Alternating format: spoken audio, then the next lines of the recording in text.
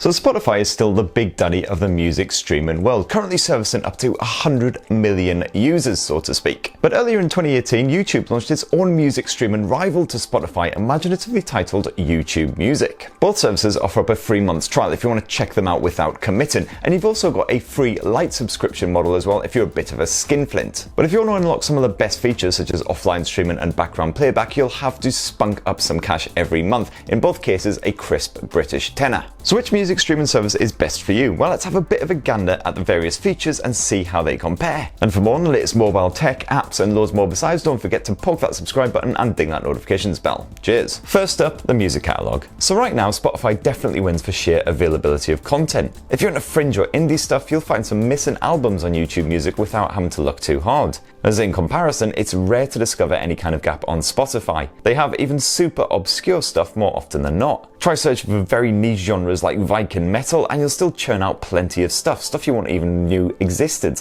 No real surprise given that you get over 30 million tracks to jam to, with a fresh 20,000 added every day, give or take. But all the same, YouTube Music is a solid effort. We don't have approximate numbers for the tracks on offer, but even though it's seemingly not as strong as Spotify, you won't struggle to find lots of great music, even again some fairly obscure stuff. But what about the other content? Well, music videos are obviously YouTube Music's main attraction. You can check out the latest vids from your favourite singers in those artist pages. And if you fancy something a bit different, Spotify now offers a pretty comprehensive catalogue of podcasts that you can stream or download. Pretty much all genres are covered, and I found quite a few decent stand-up shows on there too, from the likes of Bill Burr and Chris Rock. You'll also find some stand-up and comedy albums over on YouTube Music, and they do now have a selection of podcasts in video form too, or vidcasts I guess if you want to get all wanky about it. Both services are also all about live performances. Spotify has a lot of exclusive sessions with some of the more popular artists on there, while YouTube Music also offers full video live performances from all kinds of cool bands. What about the offline playback? Well, both Spotify and YouTube Music offer the ability to download tracks to your smartphone to enjoy offline. Great news if you spend a lot of time commuting on the tube, or just if your data contract sucks. Spotify now allows you to download an impressive 10,000 tracks at any one time on a single device. Meanwhile, YouTube Music doesn't seem to have any set limits. In fact, you can actually set your own limits based on the amount of storage that you have free on your device. And on both services, you can also adjust the quality of your downloaded tracks as well to save on space if you're running a bit low. Definitely handy. On Spotify, you can choose to download specific albums or any playlists generated by yourself, others, or Spotify itself. On YouTube Music, it's basically the same setup, and you can also get the app to produce an offline mixtape on your behalf. This is basically a random hodgepodge of some of your favourite tracks automatically compiled and downloaded for you by the app. This can be a bit jarring though if you're into some very diverse genres, or for instance if you let your kids use your streaming service as well. One moment I'll be jamming to death metal, and the next I'll have some Lion King classics gushing in my locals.